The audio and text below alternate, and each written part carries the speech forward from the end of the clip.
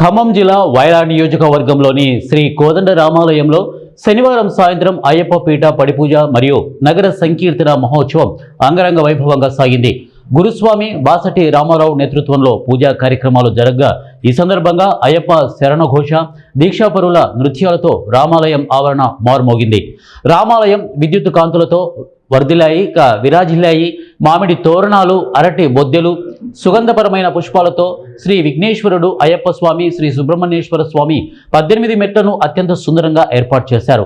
ఈ సందర్భంగా ఏర్పాటు చేసిన పూజ భక్తులను మంత్రముగ్ధుల్ని చేసింది. భక్త పారవశ్యంతో అయ్యప్పలు భజనలు చేశారు. అనంతరం మాల ధరించిన అయ్యప్పలకి మరియు భక్తులకి అల్పాహారాలు అందించారు.